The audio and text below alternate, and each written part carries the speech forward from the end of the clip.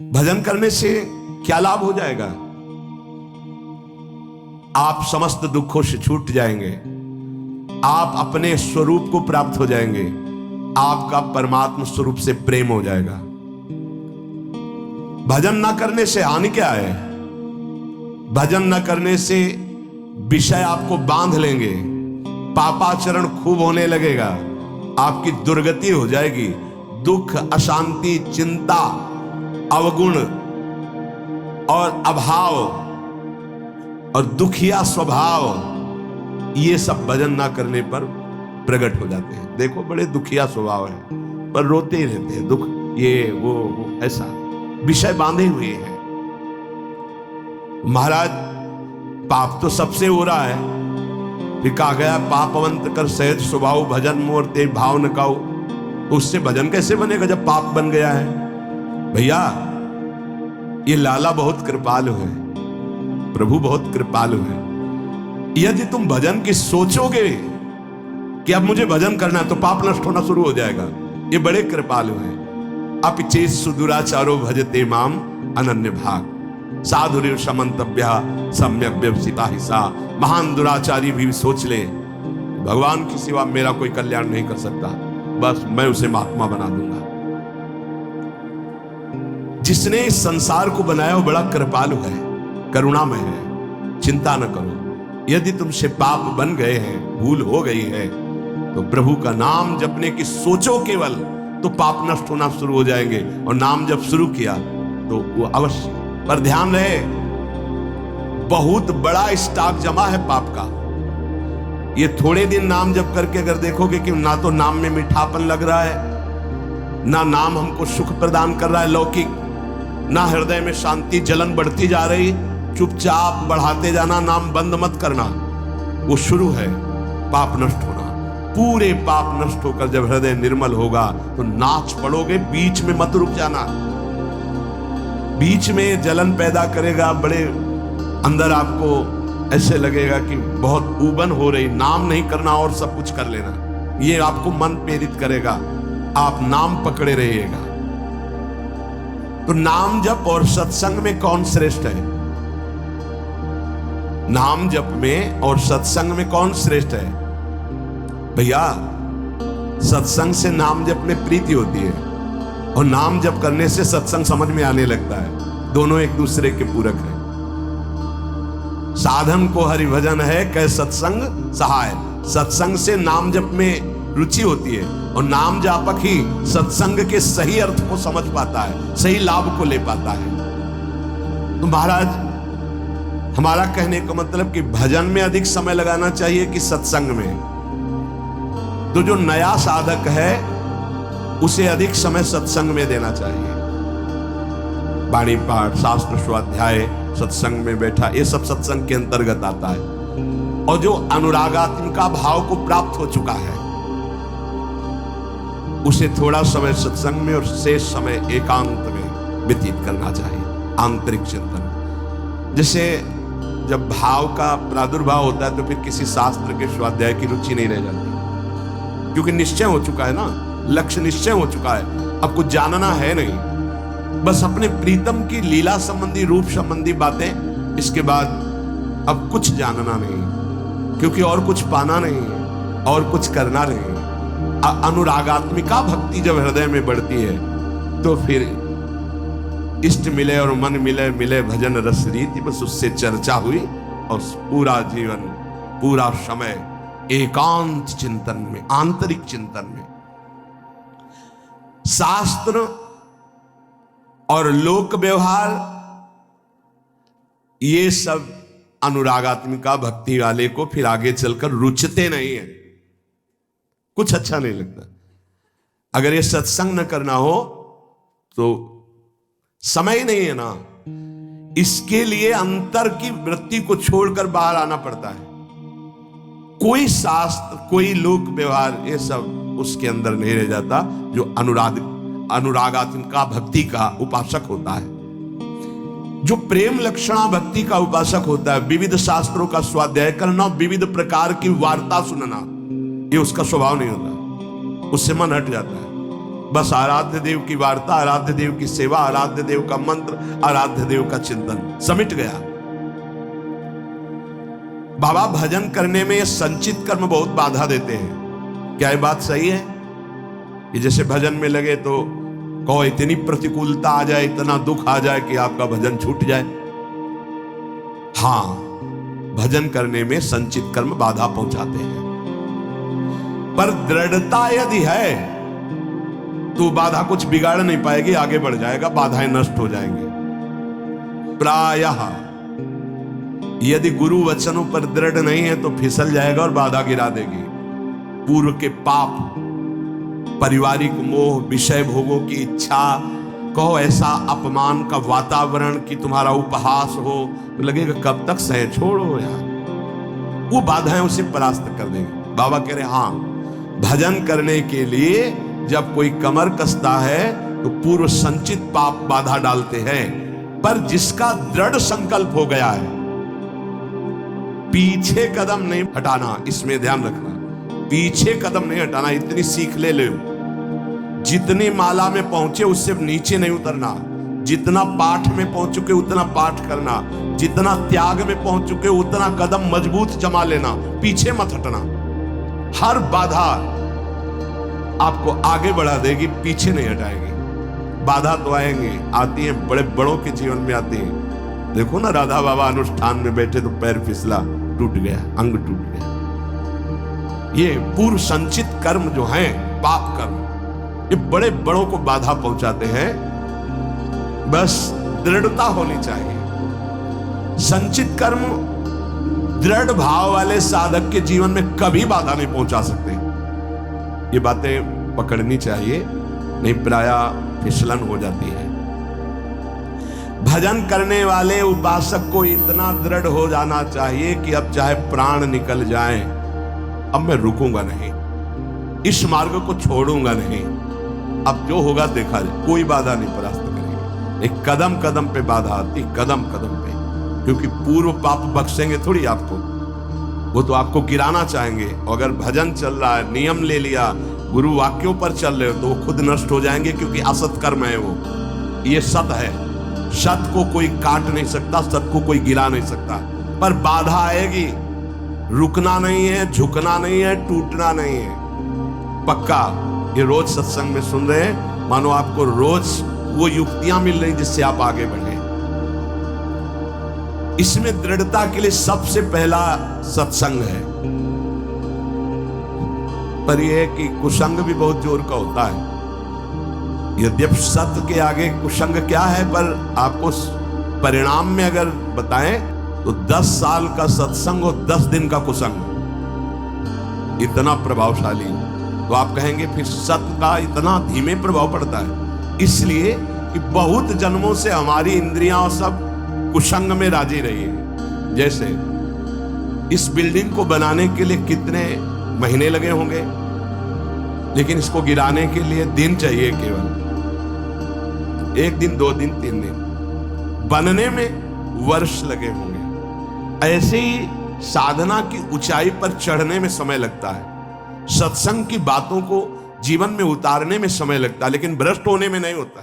5 minute में भ्रष्ट हो जाओ। सत्संग, सद्विचार रहना, दूसरा दृढ़ता का जो बाधा तुम्हें गिरा नहीं पाएगी। अब साधक के अंदर असद विचार पाए जाते हैं। ओखली पे सर रख दिया तो चोट गया, क्या गिनना।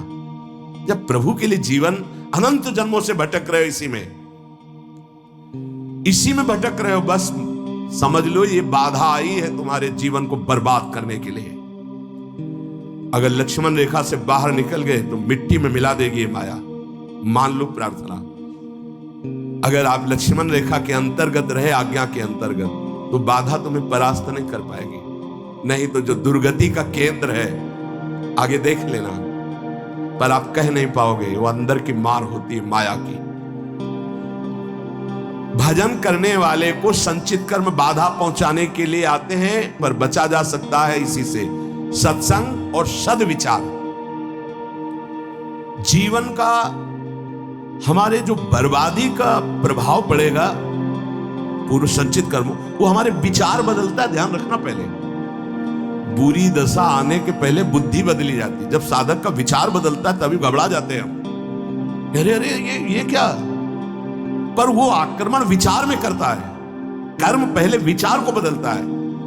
यहां कह रहे सत्संग और सद विचार, तुम्हारे अंदर असद विचार आने ना पावे। हे, कौन से मन से तुमने हां कहा, कौन से मन से तुमने भगवत मार्ग में उत्साह बनाया, कौन से मन से तुमने संसार से वैराग लिया। अब उस मन को क्यों भूल गए, दूसरा मन कैसे आ गया। मतलब पूर्व संचित पाप कर्म तुम्हें गिरा रहा है और तुम गिर रहे हो जानबूझ करके, पर हाथ नहीं पकड़ोगे तो गिरी जाओगे। हाथ पकड़ाने का मतलब कि मेरे मन में तो आ रहा है कि मैं ऐसा कर लूं, पर आपकी क्या आज्ञा है। बिल्कुल अवसर नहीं देता साधक, आपकी क्या इच्छा है अवसर नहीं देता। सीधे बात, मैं ये नहीं करूंगा, मैं ये ऐसे मैं तब हंसी आती है। अय पुरुष संचित कर्म, तू मेरे से बलवान निकल गया, जा घसीट ले जा, आप क्या कर सकता हूं। मेरी कबड्डी के खेल में आउट हो गया है, नहीं पकड़ पाऊंगा। अगर उपासना में आपका प्रवेश है तो एक प्रार्थना मान लीजिए हमारी। आपका मन कह रहा है कि मैं खाऊंगा, मैं भोगूंगा, मैं देखूंगा, मैं ऐसे चलूंगा, मैं ऐसा, तो आप छूट दे दो गुरु को और इष्ट को कि प्रभु, एक बहुत बड़ी महान वक्ता हुई रबिया जी, ऐसा उन्होंने कहा था कि प्रभु यदि मैं स्वर्ग मांगू तो नरक भेज देना, जो मैं मांगू मेरी बात कभी पूरी ना करना। क्या, तो हम कम से कम इतनी तो गुरु को इष्ट को जगह दे दे। महाराज, मेरा मन कह रहा है कि मैं भोगों में जाऊं, मेरा मन कह रहा है संसार में जाऊं, मेरा मन कह रहा है मैं ये नहीं कर पाऊंगा। आपकी क्या अनुमति है, आपका क्या स्वरूप है, आप क्या क्या करते हैं, इतना तो जगह रखो। आप तो जगह ही नहीं रखते, पूरी लाइन क्लियर कर देते हैं, कोई अधिकार ही नहीं देते। नहीं, मैं ऐसा नहीं करूंगा, मैं ये नहीं कर पाऊंगा, मैं, तुम कुछ भी नहीं करने लायक हो। जिनकी कृपा से तुम कर रहे थे, वही कृपा तुम्हें आए हुए इस भारी आक्रमण से बचा लेगी, और आगे चलकर तुम्हें खुद रोना आएगा कि बचा लिया मुझे, नहीं तो आंधी आई थी और मुझे गिरा देती। भजन से हर संचित बाधाएं भस्म हो जाएंगी। ध्यान रखो, भजन करने वाले पर संचित कर्म बाधा डालेंगे, पर सत्संग और सद्विचार और भजन की दृढ़ता हर कर्म को भस्म कर देगी, हर बाधा को भस्म कर देगी। तुम्हारे जीवन में यदि किसी संत का संयोग है तो उसकी आज्ञा से जितनी जल्दी तुम्हारी इन बाधाओं का नाश होगा, उतनी जल्दी तुम्हारी साधना से नहीं होगा। इसलिए भक्तों के संग की बड़ी महिमा बताई गई है। यहां तक कि भगवान से भी बढ़कर भक्तों की संग की महिमा बताई गई। मोरे मन प्रभुवश विश्वासा, राम ते अधिक राम कर दासा। ये मान लो, ये जीवन बहुत ऊंचाई पर चढ़ाना है। आप अकेले नहीं चढ़ पाओगे, आप हाथ दीजिए और साथ चढ़ जाओ। तो बोले एक दो को चढ़ा दोगे, यहां तो हजारों कैसे चढ़ोगे। तो हमारे प्रभु का अब वेद नहीं पढ़े इसलिए नहीं जानते। सहस्त्र शीर खा पुरुखा, सहस्राक्षा सहस्त्रपाद। वो अनंत हाथों वाला है, अनंत भुजाओं वाला, अनंत पाद वाला, अनंत नेत्र वाला, विश्वतः चक्षुर, वो विश्व नेत्र वाला है। अरे वो तुम्हें ऐसे गोद में लेकर पहुंचा देगा, तुम्हें चढ़ने नहीं पड़ेगा। उसकी करुणा दृष्टि हो जाए तो लूला लंगड़ा सुमेर पर्वत को पार कर जाए। मुकम करोति वाचालम पंगुम लंघयते गिरिम। इस आध्यात्मिक की चढ़ाई के लिए हम सब की टांगे टूटी हुई हैं, तो हमको उठा के ले चलते हैं गुरुदेव। हमें हरि उठा के ले चल रहे हैं। पहाड़ लंघवा दिया, ये काम क्रोध लोभ मोह मद मत्सर, ये बड़े बड़े पहाड़ हैं, ऐसे लंघवा दिया। मुंह को होई वाचाल पंगु चढ़े गिरिवर गहन। सही पूछो तो इस चढ़ाई पर चढ़ने लायक नहीं, पर कृपा ने चोटी को लंघवा दिया। बार बार जैसे प्रारंभ हुआ था जहां से सत्संग, बार बार मन निहाल होता, कितने करुणा में प्रभु, जब उनकी करुणा दिखाई देती। अरे साधारण जीव, विषयी जीव पहाड़ लांघ गया, बड़ा आश्चर्य।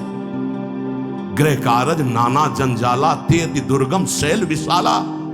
काम क्रोध लोभ मोह मद मत्सर विशाल पहाड़ है, और एक छोटा सा साधक लांघ गया। तब लगता है कृपा में बड़ी ताकत है। छोटा सांप का बच्चा गरुड़ को खा जाए ऐसी सामर्थ हमारे हरि में है। मस्कई करे बिरंच सम, मच्छर को ब्रह्मा बना दे, ब्रह्मा को मच्छर बना दे, ऐसे प्रभु के शरणागत है। जो स्वल्प पुण्य वाला होता है वो इन बाधाओं से परास्त होकर के साधनहीन हो जाता है। स्वल्प पुण्य वाला। महान पुण्य वाले कैसे बने? बोले भगवत प्रसाद, उच्छिष्टामृत, भगवत नाम गुणगान, भक्त चरित्र और भगवत विग्रह की सेवा, ये तुम्हें महान पुण्य वाले बना देंगे जिससे कोई बाधा तुम्हें गिरा नहीं पाएगी। फिर ध्यान दीजिए, स्वल्प पुण्य वालों को ये संचित कर्म बाधा पहुंचाकर भजन से विमुख कर देते हैं। तो हम अपने पुण्यों को कैसे बढ़ाएं? तो बोले भगवत प्रसाद पाओ, उच्छिष्ट, संतों की जूठन, प्रभु की जूठन, गुरुदेव की जूठन, जूठन ले आइए, आदेश में सेवक जी महाराज करें। ऐसे जो नाम गुण रूप लीला धाम में रमण करते हैं, उनकी अगर हमें प्रसादी मिल जाए तो हमारे सारे पाप नष्ट हो, हमारा सुकृत बढ़े। प्रसाद से बहुत सुकृतवान बनता है। अपने रोज पाते हैं, गुरुदेव का भी पाते हैं, सिंहासन में गुरुदेव भी तो विराजमान है, प्रिया प्रीतम विराजमान है, आचार्य विराजमान है। तो आराध्य देव, गुरुदेव, आचार्य सबकी जूठन मिलती जब भोग लगता है। और नाम गुणगान वो भी कृपा से होता है, गुणगान होता है, अभी वाणी पाठ शुरू हो जाएगा, और नाम कीर्तन होता है। भगवत भाव में डूबे हुए भक्तों के पावन चरित्र, भक्त संग और भगवत विग्रह की सेवा, इससे बहुत जल्दी सुकृत एकत्रित हो जाते हैं और वो बाधाओं को परास्त कर देता है। सेवा मिले तो समझ लेना बहुत बड़ी बात हो गई। भगवत सेवा मिले तो चूक मत करना, छोटी सी भी पुष्प की सेवा भी। पीछे एक बार सुने हैं आप सेवा का प्रभाव, सूरदास जी के पद, आरती कर रहे उसका अलग प्रभाव, चंवर डुला रहे उसका अलग प्रभाव। एक एक सेवा, हमारे प्रभु बड़े उदार हैं, रीझ जाते हैं। जिस उपासक को संतों से प्रेम हो गया, उसका और कोई साधन बने या ना बने, कोई बाधा उसे परास्त नहीं कर सकती। आखिरी बात पूज्य बाबा के, जिसका संतों से प्रेम हो गया तो और कोई साधन बने ना बने। प्रेम का मतलब हमारा तो हिम्मत नहीं, हमारा तो मन नहीं, पर हम अपने गुरुदेव को दुखी नहीं कर सकते।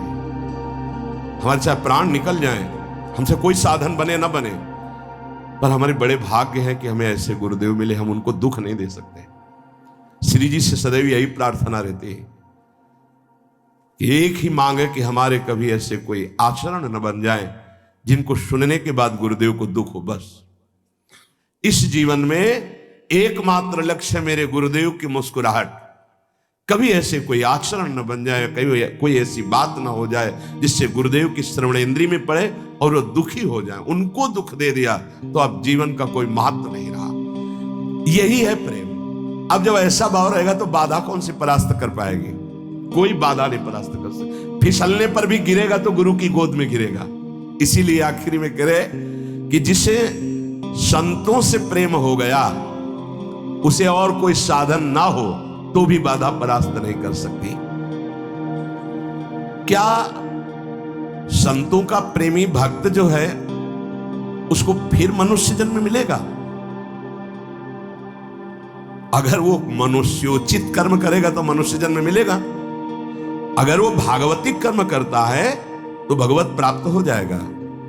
एक राधा वल्लभ जी के उपासक थे, एक समय उनको बुखार और सन्निपात हो गया, तो सन्निपात में भी वो गा रहे थे बनी श्री राधा मोहन जी की जोड़ी। उड़िया बाबा कह रहे हैं, एक राधा वल्लभ जी के उपासक थे, उनको सन्निपात हुआ, बुखार हुआ, तो बेशुद्ध अवस्था में भी गा रहे थे बनी श्री राधा मोहन जी की जोड़ी।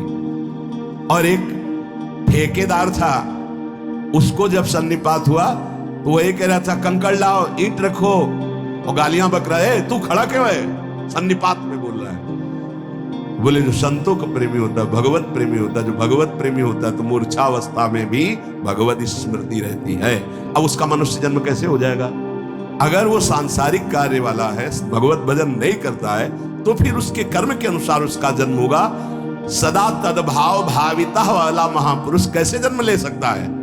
अगर जन्म होगा तो वो कर्म बंधन युक्त नहीं, वो जगत पावन करने वाला होगा।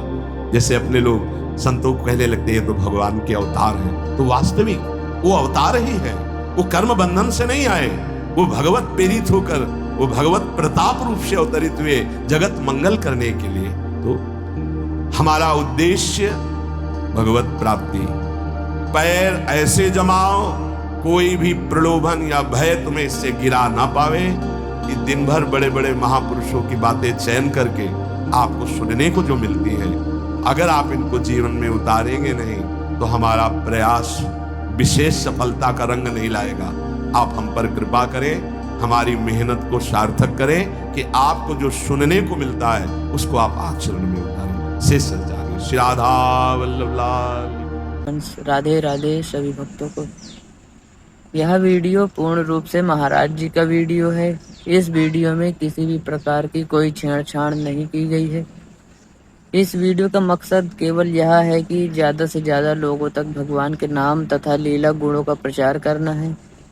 इस वीडियो में किसी भी प्रकार से कोई एडिटिंग नहीं है, न किसी भी प्रकार की कोई अलग से कुछ ऐड किया गया है। यह पूर्ण रूप से महाराज जी द्वारा ही बताया गया है और ये पूर्ण रूप से महाराज जी का ही वीडियो है। राधे राधे। राधा वल्लभ श्री हरिवंश।